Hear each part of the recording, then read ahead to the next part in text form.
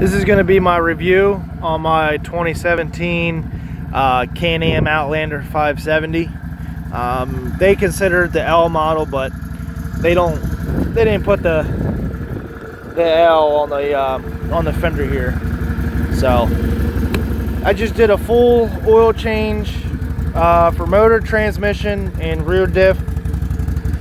I wasn't going to pay $80-something from my local Can-Am dealer for their BRP oils.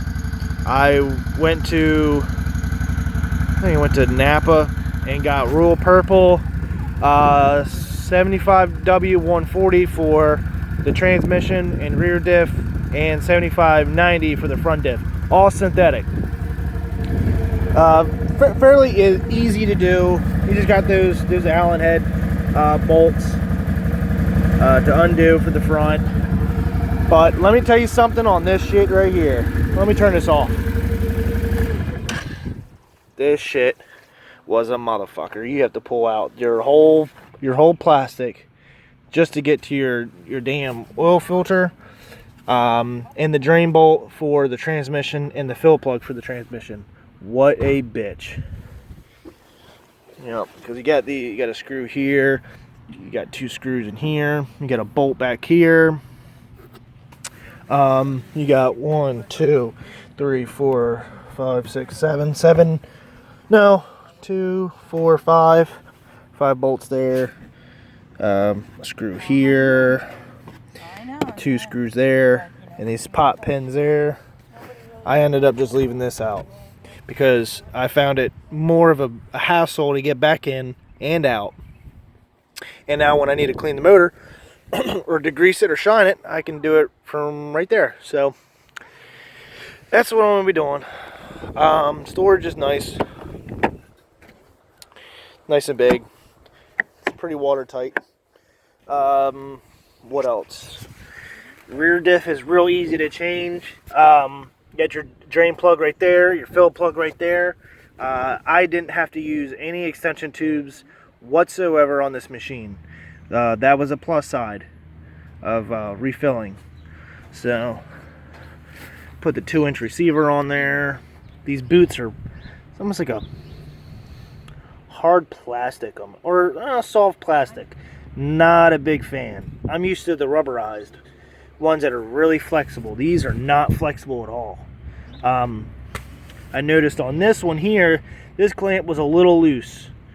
I mean, not real loose, but I noticed I could kind of twist it. So I don't know how sealed these really are. I didn't find any water in the diff. I haven't really been real hard on it, but I did bring it up some water to about right here. So what else?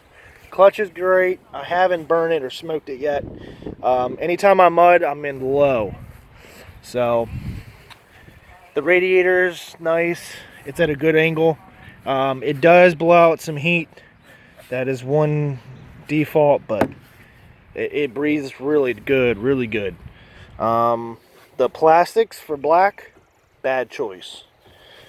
Very bad choice. Scratches, really easy. So when I do a good cleaning, this is gonna have to get sprayed down and kind of to look a little better. Let me see if I can. I just got a new phone, guys, so let me see if I can. Let's see here. Oh shit, that is all the way out. Okay. So that's going to be my video quality right there. But hopefully it's good. It's a brand new phone. Samsung Galaxy, I don't know, S8 or some bullshit. But Can-Am did a pretty good job. Let's see how many hours I got on it.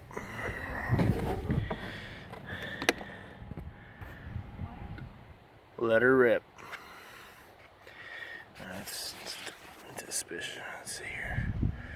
Alright, let's do odometer. I got 64 miles. 12. Trip, 62.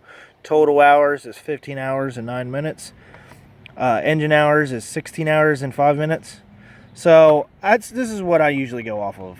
Engine hours. I mean, that includes idling and running the machine. So that's what I'm going to go off of. The manual spec is to change the oil and fluids at 25 hours. Thought that was a little extensive, little too long for breaking in a machine. So I changed it early. The motor and the transmission both had a little bit of metal on the magnetic drain bolt. Wasn't bad. The oil was still nice and clear. Well, it had a little tint to it, but it really wasn't bad. But those magnetic drain bolts really make a big difference. But from a rating from 1 to 10 on the quality and craftsmanship of the Can-Am base model of the 570, I give it a good solid 7. There's just some things I do not like, and this is my first Can-Am. I've always owned Hondas and Kawasaki's. I have an old Honda Rancher that has lasted me for, I don't know, 10, 15 years, and it's still going strong. Rides like a mule. No suspension really whatsoever to them. But alright, power steering's really nice. The 3 setting for minimum, medium, and maximum, really nice. I watch a lot of Oster Cruiser videos of him up in I think it's Saskatchewan, Canada, somewhere up there. This rubber boot right here, it's a flex boot. I noticed that there's a little bit of play. Probably got a little bit of tension on the transmission. But you can go online and replace this flex boot with this harder boot here with new clamps, so that this drive shaft is fixed. It doesn't slide in and out. Because there's not a whole lot of splines that's on the inside of this input shaft. So I would recommend on getting a stiffer boot to replace this one, so that drive shaft does not have any flex at all when you're hardcore and you're in mud, sand, muskeg that you have up in North Country. We don't really have a whole lot of that in Delaware. So I mean, we got mud. We got that swamp mud, which is close to muskeg. It's rotten vegetation. It's wet all year round, and it's pretty nasty shit. There's really not a bottom to it. Suspension, not much travel. It really bottoms out easy, but it's really soft. But I have it. I have the shocks at the factory setting. I haven't even tuned them. I could bring the shock setting in a little tighter, so I don't bottom out as much. But it really does handle real well. I went to Harbor Freight and got a 3,500 pound winch, Badland winch. Does fantastic. Can-Am was trying to sell me fucking $600 Warren Pro Advantage. I didn't need that shit, and they told me it wouldn't even fit. Guess what? It does. Bolts right in. Factory mount. Even same thing with the Fairlead. Bolts right in. Factory. You can use the factory bolts they have. I didn't. I used the other hardware. Brakes, little squeaky, but they brake well. The front bumper, I got a chip here. I got a chip here. But you know what? It's big chip here. It peels easy, but fuck it. It's a four-wheeler. I'm gonna be mudding it. I'm gonna be pushing trees down. I'm gonna be pushing fuckers out. So tires are real nice. They handle real well on the trail. I'm getting ready to. I got 2 LED waterproof lights. I'm gonna be drilling a hole out and putting in red LED lights that'll come on when I turn the lights on. So that'll be cool. Then they're gonna go here, and they're gonna go here. Exhaust sounds really well.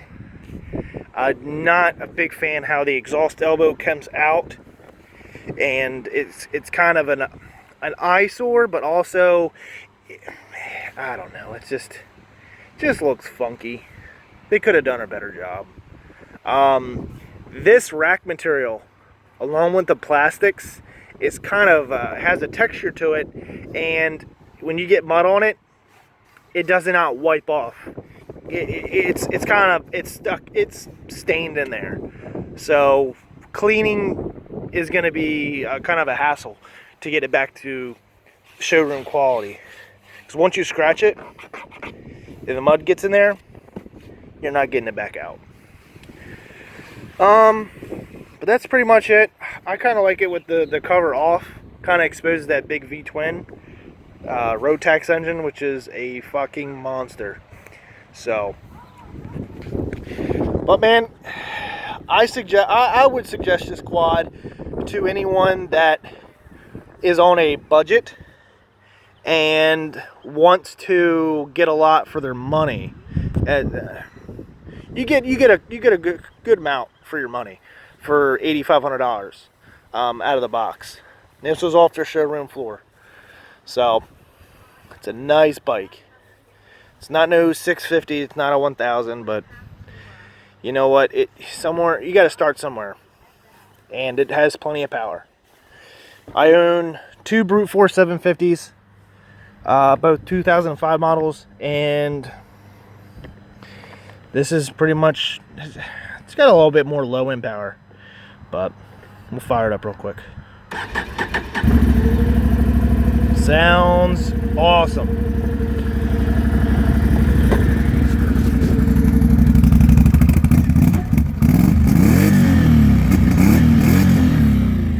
I noticed when it's cold, it has a little bit of a hesitation between throttle and actual response to the fuel injection system. So I don't know how well that's going to go along with you know, putting hours on it. So, well, I hope you guys liked the video. I'm trying to get some videos of me today, really get through some tough shit that we got back here in the woods. So got the O2 over there. So, all right guys, later.